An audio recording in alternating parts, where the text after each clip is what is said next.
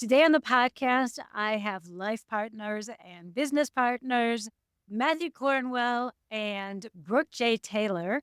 And they're from the Get Tape Studios in Atlanta. So shout out to Atlanta for those of you from Atlanta. Then I'm sure they need no introduction. Today, we're also going to be talking about the Sam Christensen image process, which is something which actually sparked my attention. Of course, I found out about them through their YouTube channel, and then saw that they were talking about the Sam Christensen method, and it really kind of made a lot of sense to me the way Matt was explaining it. So I really am looking forward to this conversation and getting deeper into that. And I'm sure we'll touch on a lot of other things that are interesting to actors. So stay tuned. Hello, hello. Welcome to the podcast. Thank you. Hey, thanks for having us. Yeah, absolutely. So let's just jump right into it.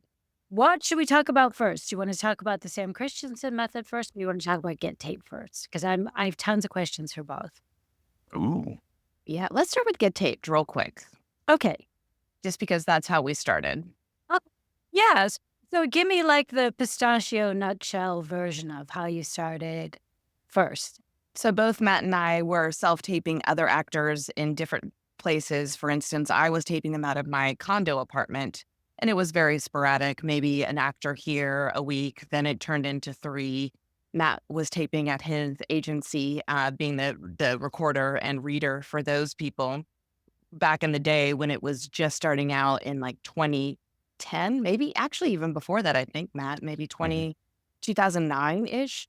And then when we got married in 2010, we kind of invited actors to come to our house. We had a backdrop, and then it became very suspicious that people were looking very fine and dandy walking into our apartment. So people started to ask questions, and we said, we need to get a new space. And that's when Get Okay. Taped was Yeah. birthed. We got a studio space, and we have been in business now since 2010. Wow. Okay. And you guys, I mean, as far as I can tell, you're kind of the go-to in Atlanta for doing self-tapes, which We is definitely, great. we definitely brand ourselves as one of the originals. There was really only one other person doing it as far back as 2010. I don't know if he's still doing it now, but Kind of- so we were definitely at the front end of that sort of growing with the industry here in the Southeast. And so we can certainly proudly say that we're one of those first to the market. Yeah. And are still around.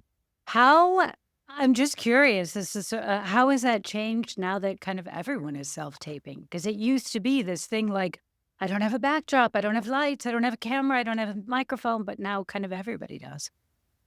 It's interesting because I think there's still a large percentage of the people who come to us that just don't want to deal with that. Uh, It's not and that they they need a good can't. reader.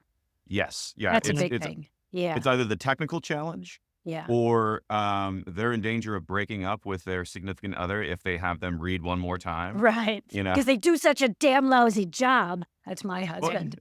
It's yeah, like, I know you're not an actor. I don't care. Act like you're an actor. yeah, or you get unsolicited advice from that reader Oh, yeah. who is not an actor, and Right. so there's a variety of factors that causes actors to still want to not tape at home and come to a Yeah. service. So that hasn't changed much in 15 years. What has changed is really the number of opportunities. And in the Southeast, maybe something that's unique from New York or LA is there's a lower barrier for entry to the market. And what I mean by that is you can get an agent in the Southeast relatively easier than you could in New York or LA. That has changed. It's gotten harder, but still comparative to those big markets, it is a lot easier to get representation, which means you have newer actors getting opportunities to big projects. And Mm, so we see the whole gamut of experience level coming into the studio, everything from people who are in town as a series regular on a show and they're from LA, but they're taping for something else, all the way down to the person who is coming in for their very first audition ever, wow. which is Okay. fascinating. Yeah, I'm sure. And I'm sure it really gives you a wide range of, ways to help people, which is also fun. Definitely. Yeah. Yeah. And have you seen that impact either of your careers? I'm curious, just as far as like with casting, I would imagine that you have a closer relationship with casting directors because of the studio, and so has that been a helpful thing? Definitely. I know that they can probably recognize if someone is taping a get taped. We have some readers, and I'm going to quit my email application so we don't have any more of those ding. But to trust that they know that we're going to provide the service to the best of our ability. And also, have developed some really great agency relationships because the majority of our clients are spread out through the Southeast or LA or New York. And we know their agent that they're represented by. So we can reach out to them if we needed to, if someone was running late on their tape or any of those things, we can kind of step in as a friendly buffer and make sure, and they know who we are. Yeah. Yeah. Actually, I meant it from the other side because you're both Oh, actors. Yeah. that is true. Yeah. Yeah. And Well, so, yeah, I just find that anything you can do to sort of get eye level with agents and with casting directors, and this definitely puts you at eye level with them. You're not like, you know, that in this little, That yeah. is true. Yeah. yeah. Well, how is that a benefit? Sorry, I keep cutting you off. Oh, that's Right? good. I think, it's hard to separate out, like, did I book more over the last 15 years because of Get Taped or not? But I will say, and it sort of dovetails into what Brooke was talking about, the casting directors, we have fostered better relationships where, let's say that there's a table read for a movie that's in town, and of course, not everyone's cast, or they can't invite everyone in the cast to that table read because it just would be impractical. So they always have utility readers, maybe someone to read stage directions, or like a male to read all the extra male roles and a female to read all the extra female roles that either aren't cast or just aren't present. And we've definitely been invited to a ton of those over the last 15 years that Right. I would say is related to this business and our just our I was gonna say notoriety, but the fact that people do know Our us. influence. Yeah. Yeah, there you go. Yeah. That's a better word. Yeah, of course. I do think it makes a difference, you know? I mean, it Mhm. just I'm always telling my clients, anything you can do to sort of not just be an actor, but still be pointing that lens back at your acting is useful. Yeah, So, for Definitely. sure. yeah. And there's also the clear benefit of we have a studio at our disposal, so we don't have to do a setup. We don't have to do the breakdown and make it into our living room and then set it back up to make it Yeah. into a taping service. So we can just pop in there and get our work done. We like to get our work done before we start the day of taping actors so that we can make sure that we're not trying to change hats in the middle of our day to make sure that we are focused and zeroed in on our purpose. Sometimes it's really hard because we are very busy. Yeah. Yeah, I can imagine. You've got lots of stuff going on, including the Sam Christensen image process. So tell me about Yeah. that. Okay. First of all, who is Sam Christensen? What is, what's the deal with all? Well, the sort of cliff notes is that he started out in casting in New York, sort of lower level, associate or assistant casting for Broadway shows. Then he got courted out to L.A. and this would have been around the time of like the Rhoda show. That was one of the first shows he worked on in the casting department out in Mm. L.A., which is a spinoff of Mary Tyler Moore. His big first television job as a casting director was MASH. He took over season 2 and did, I think, almost the entire run of the series from there on. An interesting footnote for him is in the opening credits, he has a single title card at the end of the opening credits, which is unheard of for a casting director, even to this day. The last person you see in the opening credits is either created by, directed by, or written by. And so he was able to negotiate a pretty stellar credit by getting a single title card at the end of the opening credits. And then he went on to do more Unmatched, or is casting that what that is? Yeah. Unmatched. Yeah. on Yeah. MASH. Yeah. Yeah. And then, he did some movie casting. Like he did the American casting for the 1981 version of Clash of the Titans. But then he also started to kind of segue into producing, and he was a manager for a little while, and eventually settled on this as his life's work. He did pass away in 2019. And I read that. Yeah. but for the last almost 40 years, this process was his primary focus as a teacher, as sort of a mentor to actors. And the process started as just a way to get actors better headshots. That was his initial goal. Because as a Interesting. casting director, Okay. every cast director ever, every agent ever can attest to this, that what's frustrating is to see a headshot of someone you've never met and be intrigued by that headshot. And then you meet the person and you think, these are not the same Totally person. different. Yeah. And, aside from makeup, hair, wardrobe, things like that, just that, like, whatever version of Vibe, yourself that you were right? Yeah. trying to sell in that headshot, that you thought you needed to sell, doesn't represent the person that walks in. And then it becomes like a bad movie trailer where they misrepresented the entire genre of the movie, and you showed Yeah. up thinking it was a comedy, and it's like, this isn't funny. Yeah. And so, Sam really wanted to find a way to get actors better headshots.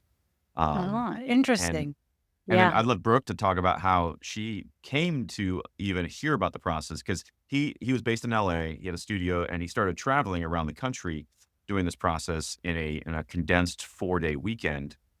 And he first came to Atlanta in 2011, and Mhm. Brooke signed up for it, sort of sight unseen. But I'll let you Yeah. take that story from there, Brooke.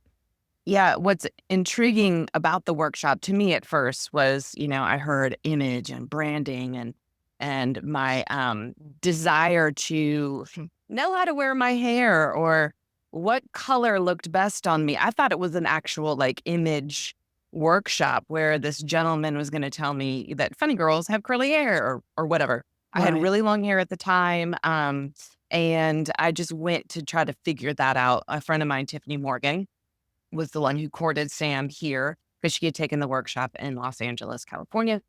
So it was his very first time here, and I was doing some pre-homework, if you will, before the workshop started. And my parents happened to be in town that weekend, and I'm pulling up the computer and I pull up his website, and my mom is looking over my shoulder, going, "Sam Christensen," and she had this look on her face of something, and I couldn't figure out what it was. And I'm like, "Oh my gosh, is he in the news? Like, is he on Right. scandal?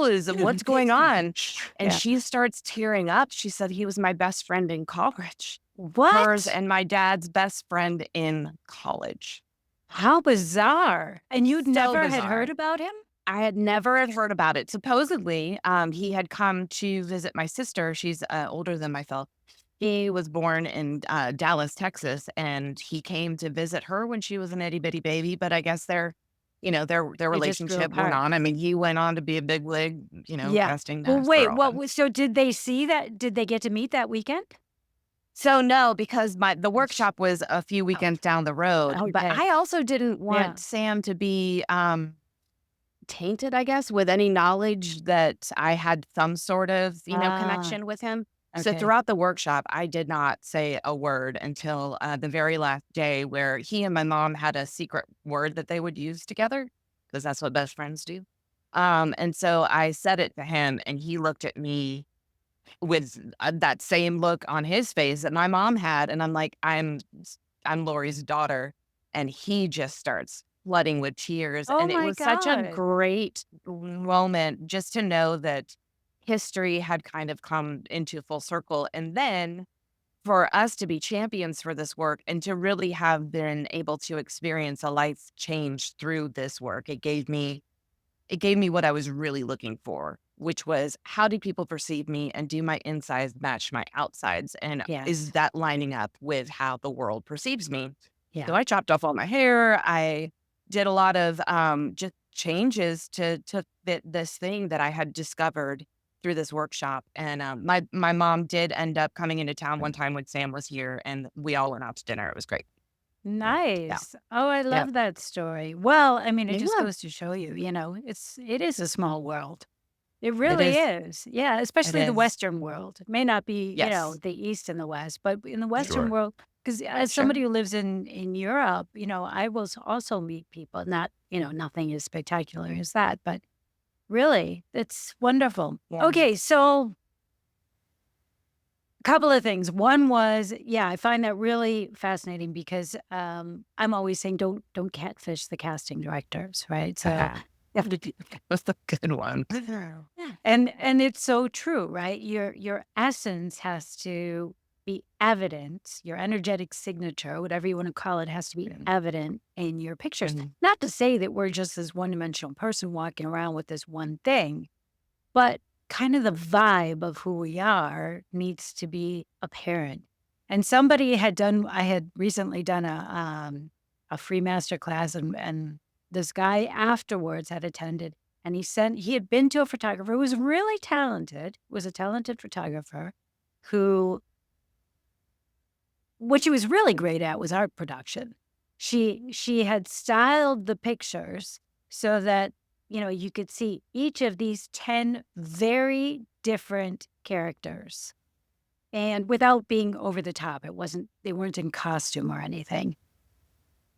And I thought, and I'll just use the example of the girl. There were 10 different characters for this girl.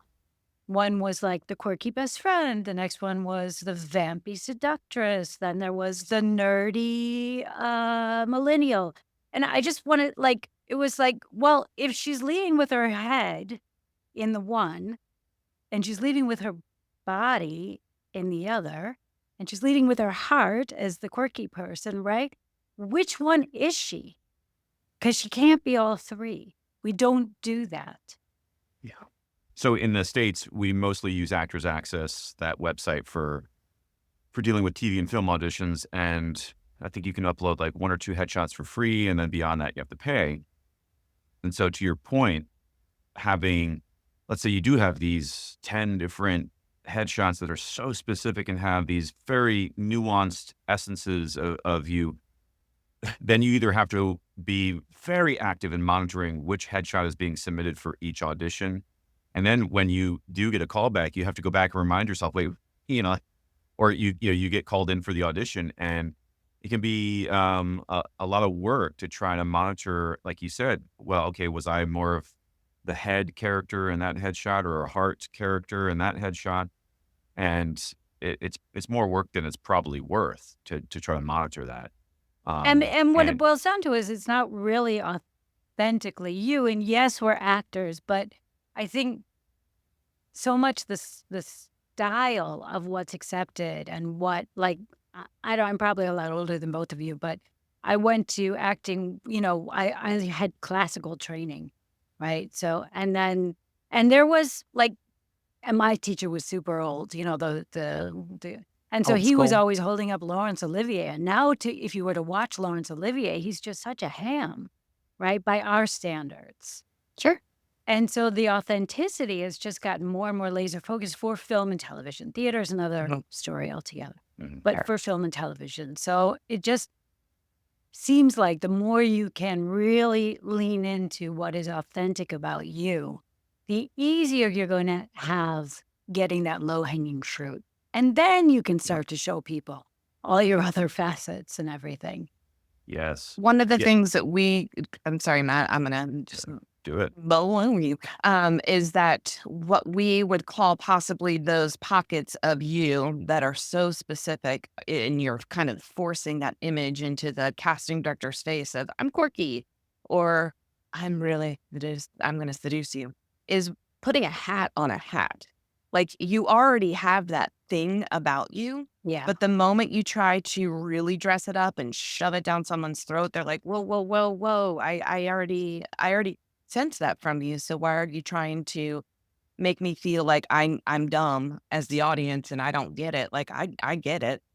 So what we like to do is make sure that when people walk away from the 4-day intensive, which is what we do here virtually and in person, we want to make sure that they understand how they're seen by their audience so that they don't have to try to make sure that it is seen because Mhm. it's there. Right. So the Yeah. moment we can relax into all of those beautiful qualities that we've been given as a human being, then we really only need one theatrical and one commercial because hopefully we are so self-aware of what we're putting out into the world that we don't have to put a hat on a hat. I Yeah. love that metaphor, Yeah. putting a hat on a And hat. and I want to go back to your low hanging fruit comment, because it's such a great way of talking about the start of an actor's career, where you might be under the impression, especially if you have some of that older school training, and and in theater, I can be so many more different characters because when the closest audience member is 12 feet away, I can use makeup, I can use wardrobe. The audience is more willing to suspend disbelief. I can play Charlie Brown even though I'm 46.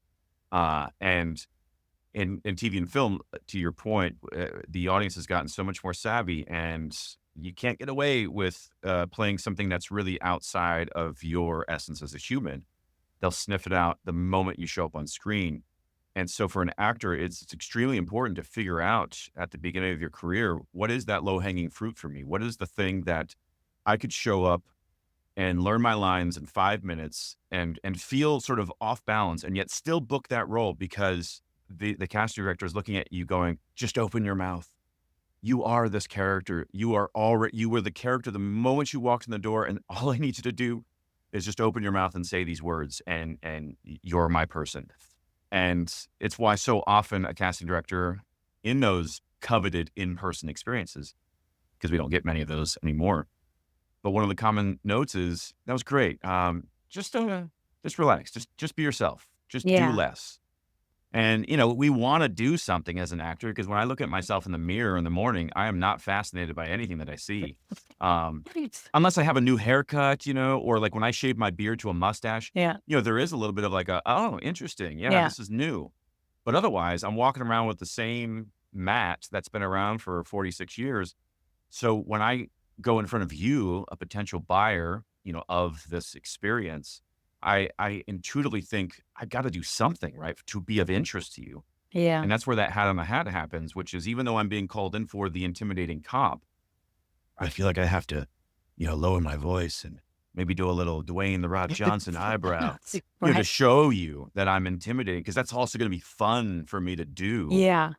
And then they're just like, that was fun. That was great. Just say the lines, Yeah. or just do less. And then you're just like, really? And then you think they don't like you, or you think that was boring. And then you wonder why you booked it. Like, really? And so there's the disconnect, which is, we're either trying to layer the things on that we do know are true about ourselves, Yeah. thus the hat on a hat, or we're actually unaware or unwilling to accept and embrace something that is perceived about us that will work beautifully on film, yet maybe we don't feel like it's true in our life. For instance, I was teaching a beginner acting class years ago, and a young woman came up to me after class and was just complaining about the roles she was auditioning for. She would submit herself for something for like an independent film, but they would then call her in for the seductress, and she didn't want to be that.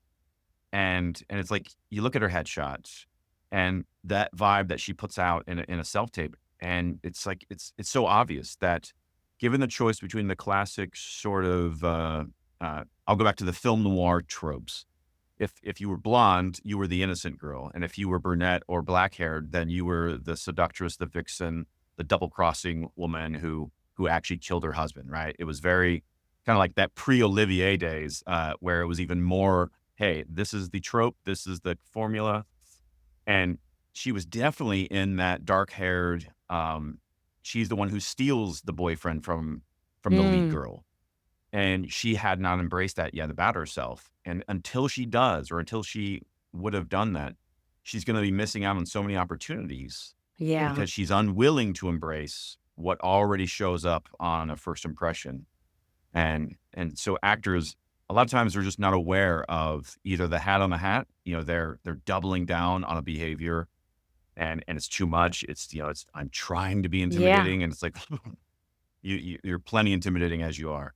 Yeah. Or they're not embracing something that everyone, it's like that classic, hey, you have mustard on your face, but they're kind of afraid to tell you, like, do you know this thing about you? Because Yeah. we're all talking about it behind the scenes. Yeah. And the moment you I have embrace it, something. Yeah, go ahead. absolutely. I had something really similar. I had a 16-year hiatus. I returned to acting when I was 47. That was 11 years ago, so a while ago. And when I first returned, obviously completely different, from being 28 when I left, and then 47 when I came back. That was, different. Everything was different.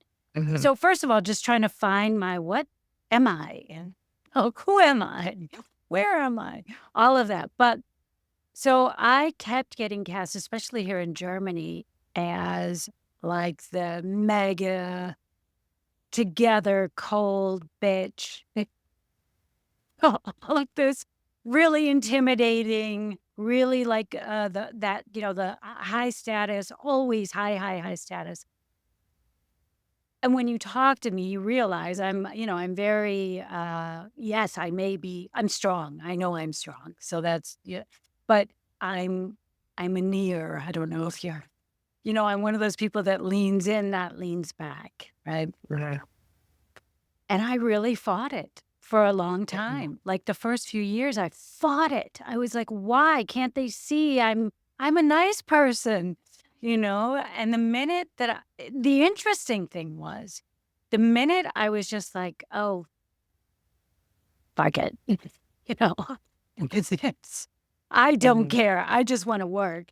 And then I started also adding to that, like showing my other layers, my softer side or my conflicted maternal side, that kind of a thing, is when I started to really, it was like all of a sudden the caliber of my auditions shot way up, the opportunities I was getting shot way up. And it's so true what you say. You have to embrace what's there. You can't fight it. It's there. Yeah. And And it's the thing that will get your career, like you said, it's the thing that people will pay to watch. Yeah. And of and course, every actor doesn't want to limit themselves, right? So this is No. always the thing.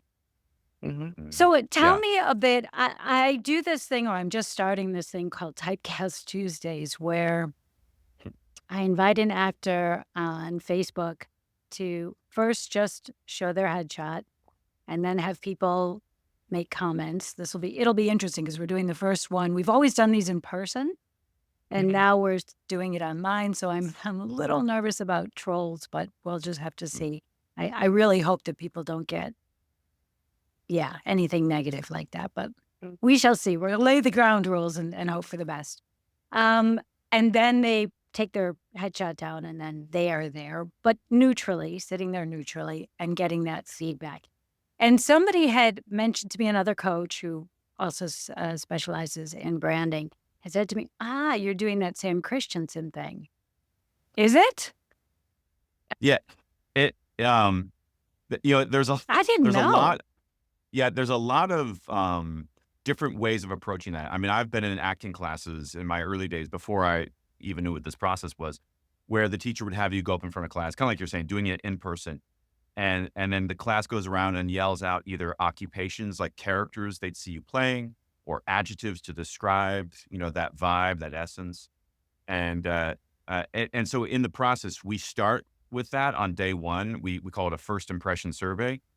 But what makes it unique, a little bit more unique, because I do know some other people will do this, instead of allowing you to just say whatever comes to your mind, which could possibly invite some trolls, especially online, Mm, or just people not filtering their thoughts and not thinking they're being insulting or insensitive, but being received that way. So instead, we give them a piece of paper that has 4 columns of words. There's over 100 words on there. They're all adjectives. And so as that person sits there silently, it's a first impression, and we do it at the very beginning of the workshop. Everyone else is tasked with checking off any sort of adjective, like from a casting perspective, like how would you cast them? Would you cast them as the sensible person? Would you cast them as the intimidating, as the talkative? And what's interesting is even though you're silent, people will pick up on your talkative vibe. Mhm. I mean, I got quiet when I did it, and I thought, well, that's obvious because I didn't say anything. But then when you hear results from everyone else, you're like, oh, like what is that? The fact that you could pick up that I was quiet and that everyone agreed. And so by limiting your brain to these 4 columns of words, the value of it is it'll show the trends, the commonality happen very, very fast. You need, you know, less than 10 people doing these surveys to immediately see kind of what the world thinks about you on a first yeah. impression.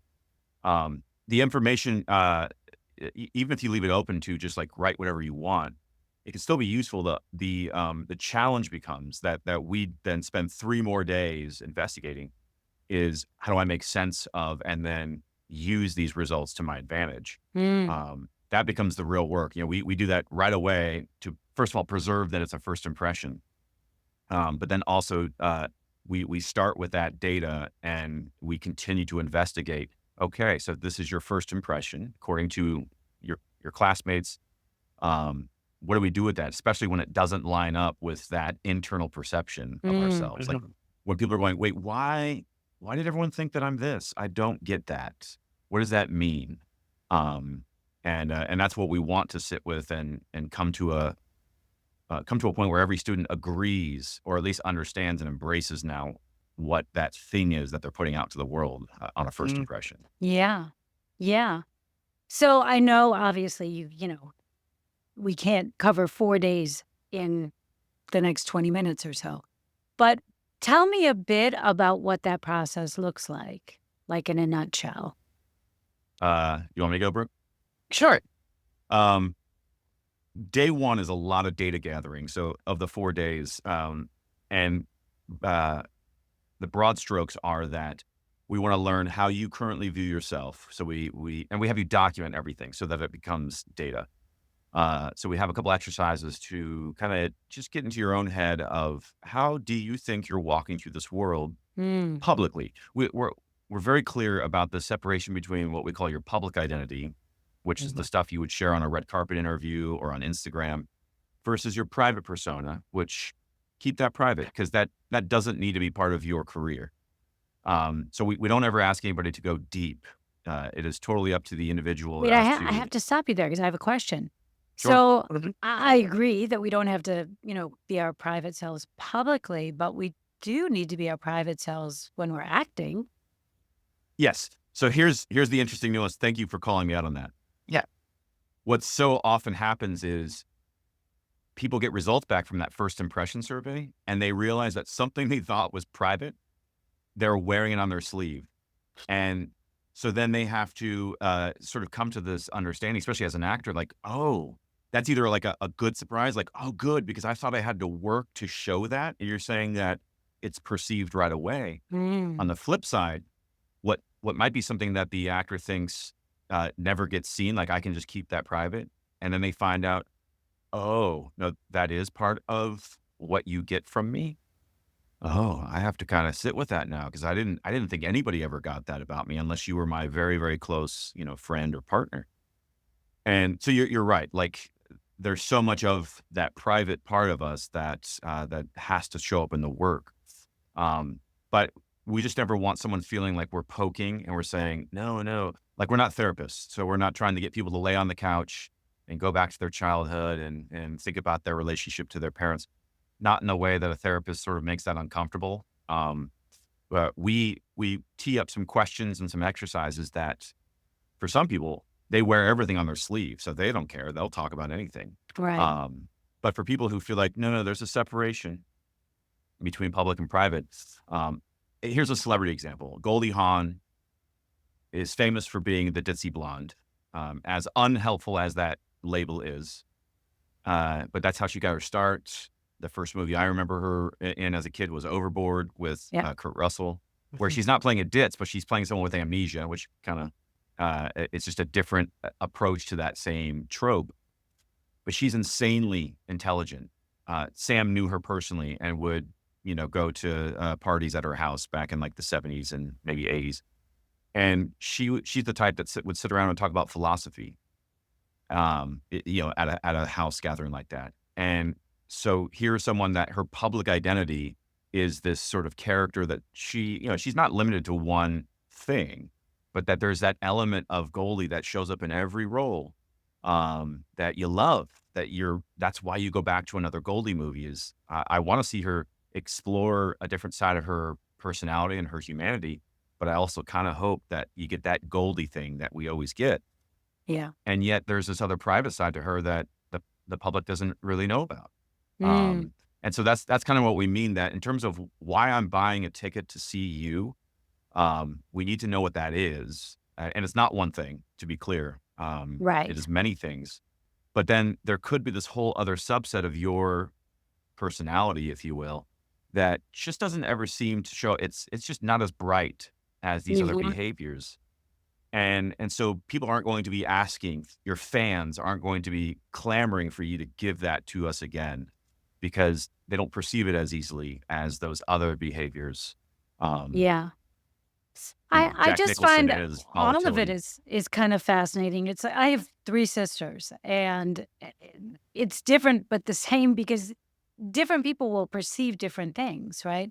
And the Mhm. reason I bring up my sisters is, I'll go out with one of them and people are like, "Oh my god, are you twins?" And then I'll go out with her another time and people are like, "Sisters? Don't see it." You know? So, it's so interesting though, isn't it? It's what are they seeing that Yeah. the other person wasn't seeing? And I'm sure that that happens with our essence as well. What are Right. people picking up on? Some people picking up on that other Yeah. people don't pick up on. Well, And we talk about this idea of spectrum, and to your yes, point, me too. so when we kind of transition into getting feedback from the class, let's just say that, and we keep everything anonymous. And this is one of the genius things that Sam did along with his business partner Ken in developing the workshop. You're there with other people, either on Zoom or in person, but by keeping everything anonymous, we don't talk about the feedback out loud, and you don't know the author of that feedback. And we never have problem with trolls, right? With people getting negative, Right. knowing that it's, oh, I can give secret feedback. Well, then I'm going to tear this person apart. Yeah. That never happens, thankfully. Hmm. But let's say that there's something that we might call intelligence, the vibe that comes from Anne. And but one person writes, because we have you tell stories in front of the class. That's one way that we sort of solicit this feedback is we have each person go up in front of the class and tell a story. We give you a prompt just to kind of make it easier. And so let's just say that someone is getting this vibe from Anne and they just write intelligent, which is sort of a neutral way of thinking of it. And then someone, based on their own baggage, their own filters they're looking through, they write down smartass, Mhm. you know? But then someone else, through looking through a different filter, writes down genius. Mm. And so part of what we kind of bring all the students to understand is like that is all the same thing. That you have this thing, this intelligence that just radiates off of you. And in certain audiences, in certain situations, you're the genius. Yeah. Everyone's like, please just tell us the answer. Tell us where we should go. Tell us what we should eat. Tell us what to do. And then in other situations, it's like, who asked? No one asked for your input. Gosh, isn't that annoying? And so we are, and as an actor, that's good news because it means that even if I did label an actor as one thing, I said, it's just your intelligence. That's all you have. Good luck. That's it. Right. And that's not what we do, by the way. But if I did, then with this idea of spectrum, it means that there is this whole range of characters that you can play. Because here's the other fun part of it. If you are that, right, if that's one of your things that seems to be radiating, you've been the genius, you've been the smartass, but you've also been the idiot, the complete lack of intelligence. Mm. And it's why someone like Chevy Chase or Steve Martin, these people who are really smart people can play these dumb characters. There's an old adage that it takes a genius to play the fool. Mm. And so we have this idea of spectrum. And once an actor embraces that, then you can start to kind of reverse engineer the feedback you're getting of like, oh, so when people say this, they're really responding to this core central part of my humanity. And it could be called so many things. But now that I sort of have labeled that intelligent side of myself, I can start to make sense of the world around me. And if a director is stumbling for a note and they can't say it in a way that makes a lot of sense, I can start to kind of read their mind of like, no, you don't even have to say it. I know what you're responding to right now because I've done the work to sift through all of that feedback and to understand like, oh, I have this intelligent thing. I have this quiet thing. I have, all these behaviors. And by turning it into data and being able to look at it objectively, it allows us to kind of approach our own humanity in a brand new way that likely we've never done before. Yeah, absolutely.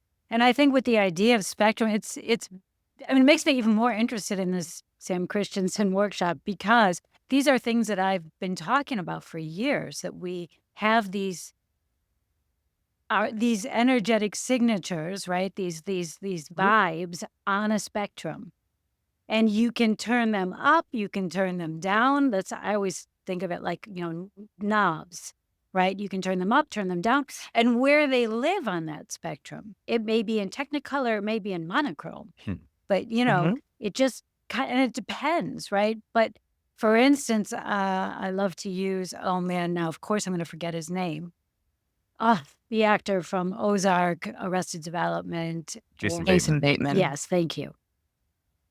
And he has these sort of 3 things, right, that he brings kind of to every role, whether he's doing a sitcom like Arrested Development or he's doing this really intense, gritty drama like Ozark.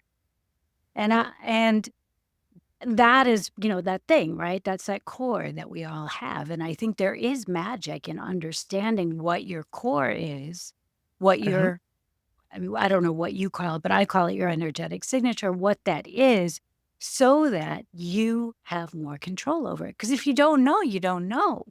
Yeah. And then you're wondering why the director is talking to you that way. Like, what are you getting at? I don't just talk to me straight. And they're either trying to dance around a truth that they're not sure you've accepted about yourself, or Interesting. they've not done the work to put a label on it. So our emotional brain does not communicate with our language, center of our brain very well. And so that's why a director oftentimes will just sort of sit there and go, and they're like, you're like, well, come on, get to it. What is it? But they can't put their Cool. finger on it. They're trying to Right. say the right thing. Just do it better. Yeah, Yeah. yeah. He's Right. just do it again. Just go. Just do Let's it just go better. again. Yeah. Sure. Great. Exactly. And so how nice would it be for us to have an entire library of answers Yeah, of what people are picking up on I love with that. such specificity like that? Yeah. Yeah. Absolutely. Because Yeah. Jason And it's Bateman, coutoured to you because I can't deliver Jason Bateman's style of humor. I have Brooke's style of humor. Right. yeah, And if I try to imitate someone's style of humor, then it just becomes a bad interpretation. Mm. And I think that's what we do a lot of times with our roles is we try to think of what the casting director wants. We imagine this role in our head and we are like, okay, so I'm going to basically imitate this thing that I have in my head, Yeah. as opposed to bringing an authentic journey of a character through my life experience and what I possess, those knobs Yeah. that I know are on or dimmed or ones that don't turn off at all because it's just gonna be there. Right. But it doesn't become a mockery or something that I'm trying to reach because I think this is what they want. I'm just gonna give them what they want, and here's me. If you like it, great. If you don't, I'm can't wait to find out who you have found for this role because I won't be able to have done that. Yeah. yeah, And I mean, it's sort of a bittersweet piece of advice, but the truth is, you're just kind of helping the casting directors get closer to what they're trying to cast. mhm, So the more Mhm. authentic you can be with your own vibe, the easier you are making it their job, to Exactly. go, okay, that's not what we want for this, but, Mhm. or that's exactly what we want for this. yeah, But I think the more you can just do that, the the better they will understand how to use you. If it's not right for this one, the next one, or sometime yeah, in the future. yeah. There's a great analogy I saw posted somewhere once, which was like, as an actor, think of yourself as a florist who has one signature bouquet, and so you put that in your window. Now, again, we're not trying to label anybody as one thing, but um, that thing that you do the best, right? That low hanging fruit. For me, it's the cop role. This mustache is perfect for Yeah. patrol cop stopping you for license and registration. And what we try to do, and in this metaphor, right, the casting directors are walking down the street, and I see them go to someone else's flower shop, and I've got roses and they've got lilies. And so I see that they're buying lilies. So then I try to switch out my roses for lilies. But the next day they're looking for roses. And now I'm trying to pretend to be lilies. And then, I'm constantly changing what I'm displaying in the window, thinking, what do they want today? What do they want today? As opposed to just saying, no, this is what I sell, right? I sell roses. And I just need to trust that just because a customer walks by the store and doesn't come in, doesn't mean I'm a failure. They just Right. didn't need roses today. But they know if I keep displaying the same thing in the window, um, then they know what they're buying, and they know when I do need roses, I know exactly where I'm going. Yeah. So there's that value, like you said, in being authentic, whatever it is. And again, we're not trying to say that you're this one thing, but whatever this collective vibe is that is matte, if I stay true to it, then just like marketing a product, I think in sales and marketing, you need like 7 impressions before something Really, starts to be sticky. I heard that. Yeah, and so I need to be able to put out something consistent. It's of course partly about your craft, but it's also partly about accepting and understanding this authenticity so that as a cast director sees my work, especially in this day and age of self-tapes, they need a few impressions before they start to figure me out Yeah. and go, oh, so now I know if I go to Matt's store, this is what I'm going to get. I'm going to get this variety of products, but they're very specific to Matt. And now I know even better when I want to bring him in and if he's the wild card or if he's sort of like that perfect right down the middle version of this character. Yeah. And we need to build that. But if we're constantly trying to switch out our products because we're trying to be something for them, that that doesn't help us at all. No, definitely not. My analogy for this is that we're faceted diamonds, right? So there's like the Oh, crown on top, and that's our mask. That's how we go through the world. But it doesn't mean that all of those facets down below are not there.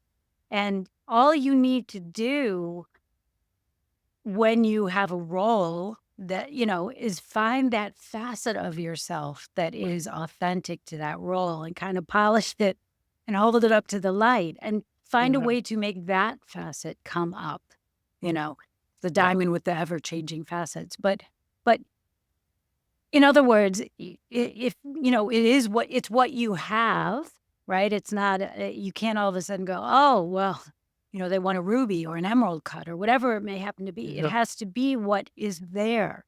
But it doesn't mean that you are not legion. Like, Right. there's a lot in there, right? yeah. And we've all, and I think it goes for our life experiences too, right? We all could have led many different lives depending on how we were brought up, where we were brought up, the roads that we've taken, the choices we've made. And probably there are decisions that we're aware of, and there are decisions that we're not even aware how they affected Mhm. us and how they affected our lives and all of that. And all of those are the facets as well. But Yeah. yeah, such fascinating stuff. I mean, I could truly talk about this for hours. Yeah. So could we? Um, but I also wanted to ask you about your YouTube channel. So Get Taped is also the name of the YouTube channel. I watch a lot of your videos and yeah, so I love your stuff. Fun and really smart and well put together and well said. Like, really good advice. So for all of you who are not familiar with their channel, go watch it. It's really good.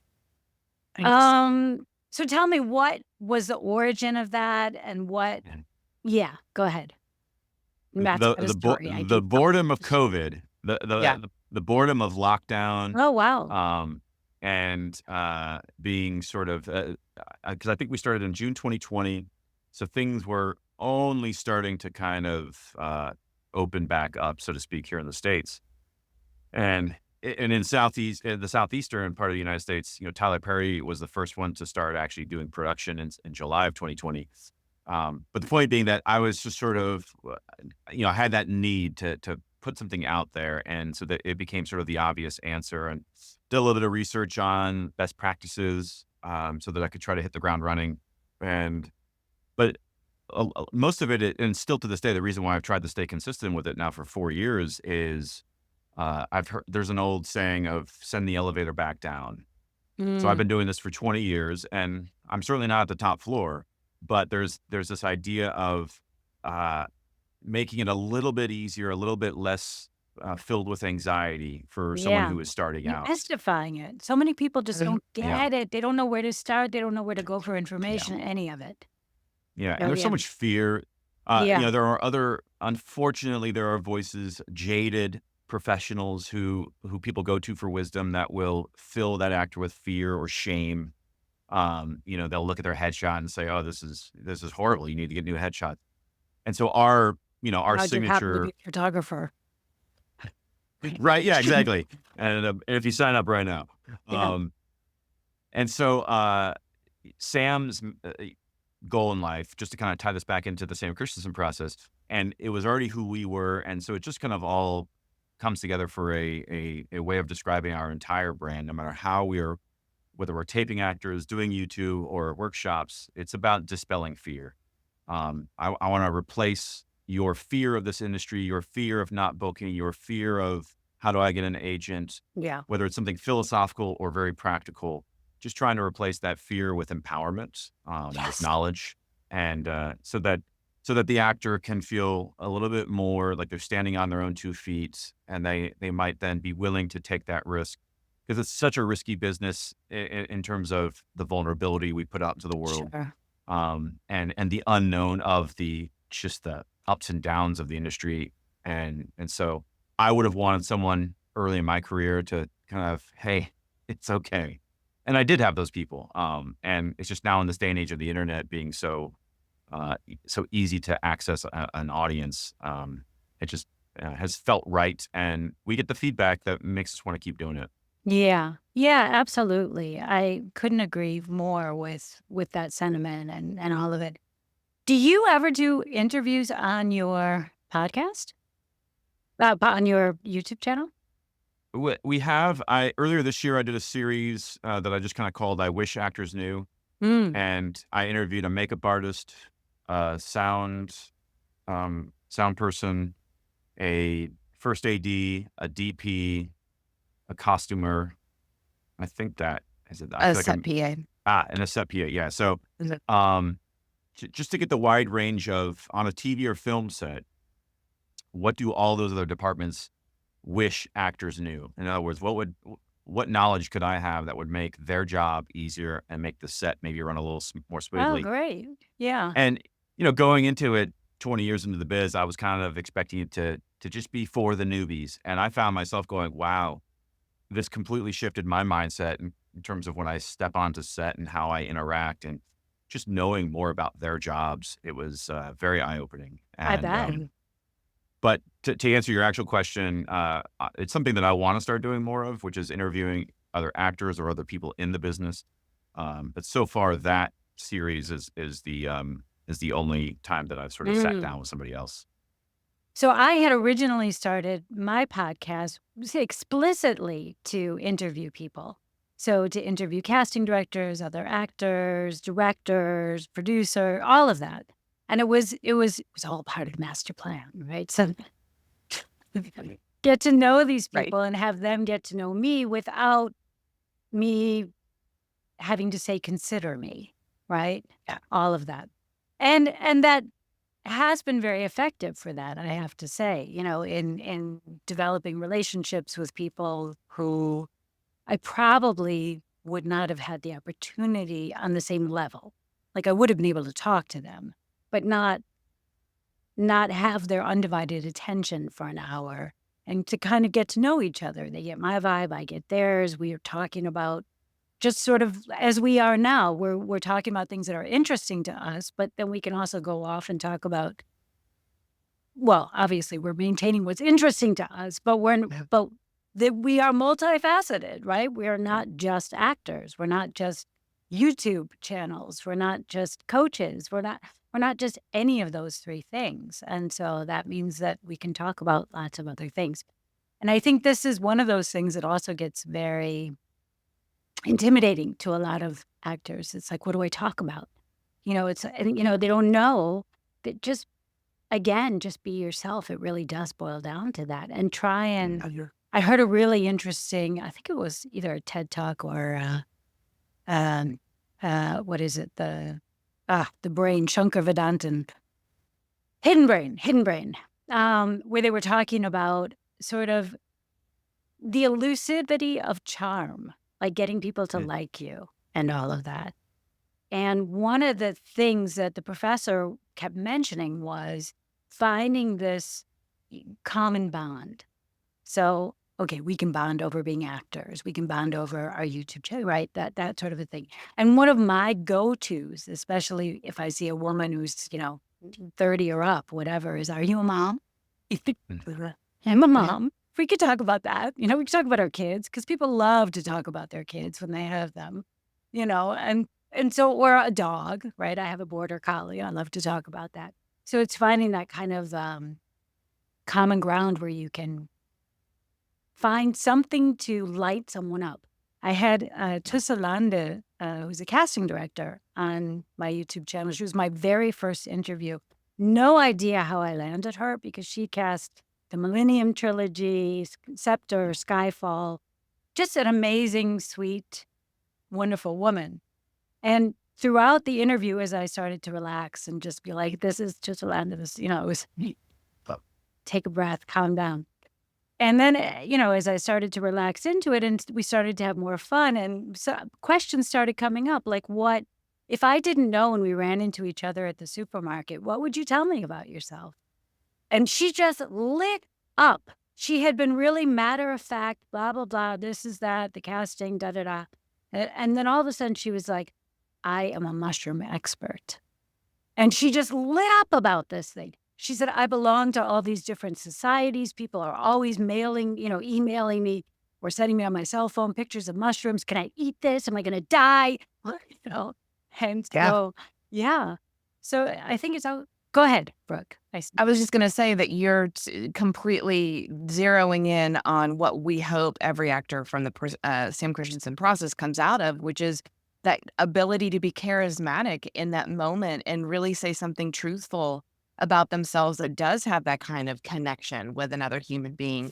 But sometimes we just how does one even think about themselves in a way that could connect them? And obviously mushrooms was it for this wonderful human being, but Yeah. not just their passion for it, whether a lick about mushrooms or not, you can see them light up. And so that is the goal of what we hope anyone who takes the same Christian process or comes through our doors, simply just comes through our doors, that they know that they have been seen, that they are known, that they were experienced, that they were received. And to be able to be publicly, verbally yourself is a gift to humanity, really, because for her to be publicly verbal about this passion she has for mushrooms, it made you go, oh, what am I passionate about? I can be passionate. I can share with you what my passion is. And then human beings come together as themselves, as opposed to, I'm trying to make sure that you see me like this. And then it's like, ugh, and then Yeah. it becomes a battle And people as can opposed to tell, just even if they hearts. can't tell, they can tell Mhm. that Yeah. when somebody's being inauthentic. And it's that Exactly. lean in factor. It's like, and I'm, always like looking, what is that? What is the thing that I can get them talking about beyond just whatever their job may happen to be, a casting director, a Yeah. director, let as one human being to another, because we are human Right. beings and we forget that. We think Mhm. we're just actors. We're actors. We're actors. Hmm. And that's casting director. Blah, blah, blah, and it's scary. And all of a sudden you go, no, I'm a human being. They're a human being. Mhm. We can find that lean in factor and then have something to bond over. Yeah. Hopefully. Yeah. Hopefully. Not Definitely. always, but hopefully. Yeah. Yeah. Yeah. So uh, did we miss anything? This has been such a great conversation. Well, I'll Well, point out that it looks like I might have headphones on my head, but it's just the mural on the wall. So I'll just bring that to attention of like, what is that behind her? Of the Atlanta, what is it? Atlanta voiceover Voiceover studio. studio. Yeah, there you These go. sweet people that we've shared a suite with for over 5 years. They're personal and close friends of ours. And it's an empty room because we are moving to a new studio. We're going to have a growing space. However, we are separating from them. They're growing over one way and we're growing another way. Um, they're still so close So to you'll us. meet on barbecue night. yes, Yes, exactly. they have a fire pit. I will be There there. you go. There you go. So I will definitely put the YouTube channel and all of that in the show notes, as well as your links for the Sam Christensen image process. Great. Um, So I always have one question. The name of my podcast is Act Bold, and I'm going to ask you each individually. And what I mean by that is stepping outside of your comfort zone. Mm. So tell me, Brooke, about a time in your life when you really stepped outside of your comfort zone, when you acted boldly, and what it was that inspired you to do it and how that turned out. That's a bomb right there. Um, I will say that I lived in New York City. I had a, let's just call it a come to Jesus meeting with myself. I quit acting. I just quit. Not because I was like, I'm done with it. It was just my perception of what I wanted to do with my life and what I wanted to be in this industry was not lined up with that heart humanity. And I needed to kind of go away into the wilderness and really seek what I'm on this earth for. And it did come back to me about 5 years later. So I think being in that place of perpetual striving to be able to relax, figure it out. I knew I was supposed to move to Atlanta. It just was in my heart. So I think the boldest thing I've ever done was quit acting, figure that out, and then move to Atlanta, which is where I am thriving. But I also met my partner for life. Oh, Oh, sure. yeah. Yeah. Yeah. You do mean Matt, right? Yes. Yeah. Oh, yeah. Yeah. Yeah. Yeah, that's beautiful. I love that. Yep. How about you, Matt? I had more time to think about it because you're first. Yeah. I'm an introvert through and through. And when I was at grad school here at Georgia, and so pursuing a master's in engineering and theater there, which to me was just kind of funny that a technical college like this had a theater. And I remember walking past the door to the theater during this open house, but there was no one there. It wasn't like people going in and out of the doors. And it's just one of those specific moments I remember where it took a lot. I almost kept walking. Like everything in my body was saying, no, it's going to be awkward. It's people. It's socializing. You don't know what you're doing. And so it felt very vulnerable to even reach out and grab that door to open it. And I just feel like that was symbolic of that transition that I started to make from a life of engineering to a life of acting, even though I did get my master's after all. But that moment really started me on a creative journey, and it took everything in me to not just keep walking because no one was there. I could have kept walking. No one would have saw like the stutter step awkwardness that I had. But saying yes to that to me was a very bold step for me in terms of stepping outside of my normal comfort zone. And it changed your life. Yeah. Yeah. Wow. Speaking of you were in the menu, right? You played the Yes. tech guy. Wait. Yes, absolutely. It was a great film. Yeah. Coast Guard Dale was my Coast character Guard. name. Coast Guard. Right. That's right. Yeah. But you did audition for the tech guys. Yeah, there was the three guys around the table. They were called the Tech Bros, and that was my first audition was for one of those three. And then I got the word that they were going a different direction, but the director wanted me to audition for the Coast Guard, which is what I ultimately got cast as. Yeah. That was fun. So fun. I Yeah, bet. that was fun. what they want. Definitely a career highlight. Yes, absolutely. Well, and hopefully many more to come for both of you. Thank you. This was an absolute pleasure. So Yes. that's this episode, Bold Ones. Let us know in the comments what you really took away from this episode. We really covered a lot of ground as far as branding and all of that. If you're interested in the Sam Christensen image process, definitely hit Matt and Brooke up. They have classes online or they have workshops online as well as in person. If you're in Atlanta, for those of you a little bit further away, definitely check out the YouTube channel, Get Taped. And if you're in Atlanta and need a good self-taping partner, I'm sure that there are two of them sitting in front of me right now. So there you go. Thank you so much. And until next time, you stay your bold and beautiful self. Bye-bye.